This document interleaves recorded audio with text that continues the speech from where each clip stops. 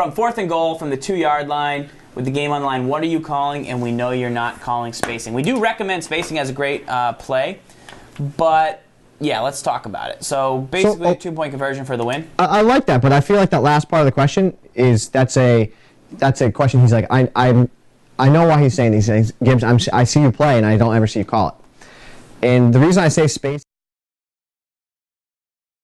really understand how to attack certain things in specific areas.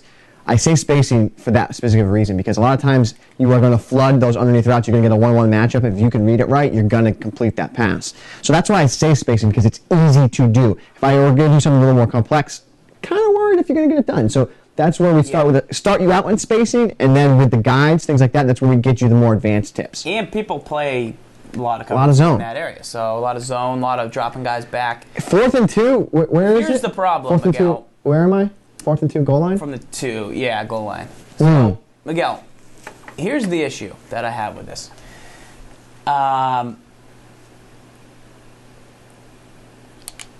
The issue that I have is, do you have the fortitude to run a draw if it happens to be the draw? Do you have the stones to call it? Here's the thing. Well, you gotta tell me what's, like, I gotta get a read on my opponent. I would probably go and draw. I mean, I'm dead serious about that. Probably go and draw, or I might go run. Yeah, 4th and 2. 4th and 2 for my money? I guess that's too easy to do. I mean, you're really putting the pressure on them. So I'm currently on offense. I'm trying to run the draw. I mean, unless I see you drop defensive lineman back, I'm not running the draw. Or the box is real light. Yeah? Go. Like see though? Draw! But just as that draw was lucky, there's other draws that are bad, that are unlucky. I don't like this draw. This is a terrible draw, in my opinion. I would not run this draw. Terrible draw. Don't like it. Don't like anything to do with it. Okay. I would like a...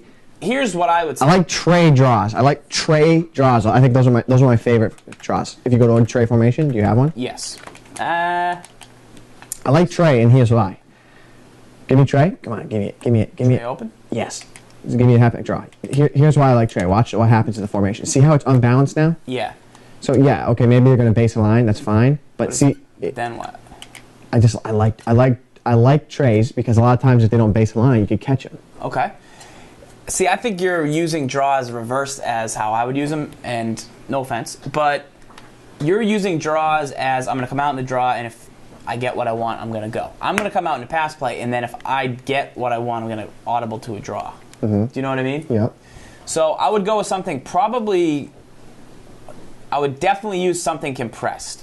Either snugs, or if I was going to use something with the wide receivers outside, those receivers would only really be used to make sure that I had space cleared out for a wheel route from the halfback. Because right now, there's no real way to get the ball to B and X. Like there was an end zone fade. Do you feel right now that you could throw this ball to B or X without having them out on like drags and getting them in the way? Like, well, here's what I do like. If you put them on an out and smart route, it goes to the back of the end zone. Okay. Out route, give me that. Yeah, see, I like that. Because you don't think there's space, but watch, if I'm in cover 2, throw it. You don't think there's space? Wait for it. Got him. Got him, coach. Nice tip. Thank you. That's good. Yeah. Okay. That's worth $9.99. What I'm saying is that's better than having them on a fade or having them on something. That's what I'm saying. You're never going to throw it to them. Because they go to the back of the end zone on the out when you smart route it, which they shouldn't. Yeah, what I like about having them out wide is that then hopefully if you can get a beat to the flat, you have a better chance. Here, this is what I would do. Give me the stick. Give me the offensive stick. Lastly, I'm gonna give you my play. I'm gonna give you my play. Okay. I'm gonna give you my play. It's my play. You want it? Here's my play. This is what I run. He's gonna run spacing. Yeah. No, this is what I'll do, and you're gonna see it has both elements of something that I would run. You'll see me do this tonight when I play if I get in this situation, and it's one of my favorite plays to run. I'm gonna come out. I'm gonna audible to my tray halfback slip screen. I'll put the outside guys on outs, and I smart route it because they get to the back of the end zone, so it's a late read. Okay, that's really important. Then on the screen, I'm going to drop Goodson on a delay route. My A receiver, I know he's a tight end, so he's not going to get pressed. So I know if I put him on a zig, he's going to release to the outside. My RB, I drag, I aggressive line block. I'm going to motion Streeter. He's going to get a boost. I read, screen, go, get in the end zone, try and make a play. That's what I'll run in combination with the draw. So you're going to see the number of reads I have is I first look to the zig. Then I'm going to look off the zig to the drag. Do I have the drag? If the drag's not there, then I'm going to go screen. So right there, I have the drag. Touchdown. So there's a lot that goes on with this play. You have to be quick to read. Okay, you have to initially read. Is the zig there? If it's not, got to go to the drag. Drag there? Nope, go to the screen. Is he using the screen? Last resort, go to the outs. That's it. Yeah, the reason that this play is more complicated than spacing is, if you didn't guess, is you might put Streeter on. That's your last read, and it's a terrible read to have, but sometimes it works if they don't have them in deep zones. Or what would be the key here is you might say, and then you can run the draw off of it here.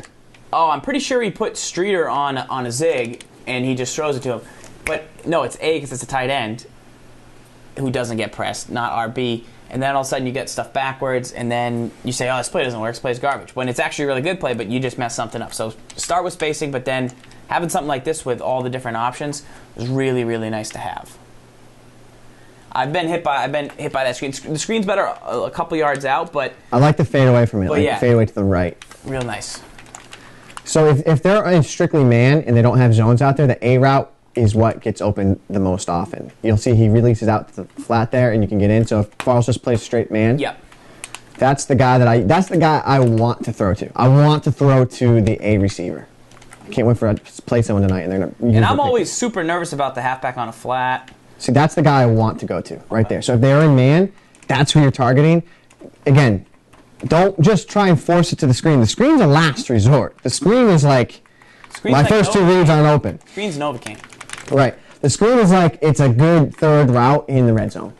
Honestly, if you think about it. And you're either using that or the so it's drifting away, and then what happens is the drag, if they're in zone, the drag becomes an extra blocker in zone coverage, which is very beneficial. So you'll see here, watch the drag. So here he is. This is Streeter, if I could get to him. Right here. That's the drag right there. Streeter, number 80. As you can see, once I catch the ball, he becomes a blocker for me. I'm like, does he hold the block? No, he tried. He tried to come back. The rock. He wanted it. He wanted the rock. Call for it. He didn't get it, though. So that's what you can go with down there. Last question here. So Jay Bra says, what if there's pressure? So just send pressure. Pressure you want. You want pressure. You want pressure. Because the zig will be open. If there is pressure, I'm telling you right now, I'm really good luck defending in the zig and the drag. Watch this. If I'm the defender, oh yes, jailbreak. You know what I mean? Yeah. It's more often than not. You'd rather have pressure in the red zone because that means they can't drop all these guys back into coverage. Let's just say that anytime... Catch it, Goodson. Yeah, anytime you have two defensive linemen running at the quarterback and you see that and you start pumping your fist, look for the screen. Just look for the screen. And don't forget, you're also looking to call the draw. So I probably wouldn't call the draw here because I can see he has Connor in them there. But if the Connor was out of the box, the middle linebacker, that guy, if he was out of the box and I read this, he's like user and Connor over there, I'm going total draw city there. Like I definitely want to call a draw there. Yeah, and you could get 2 yards. Also with the quarterback, if I put watch this guys, QB spies, 4th and 2, QB spies. I'm gonna put 5 QB spies, and I'm gonna move Connor. Either run a draw or run the quarterback. Yes, they're going to tackle him, but they back up into the end zone, and then you got it. So anytime you have less than 2 yards, and even though they put spies and they're guarding you, you still get 1 or 2 yards running full speed. Right. You know.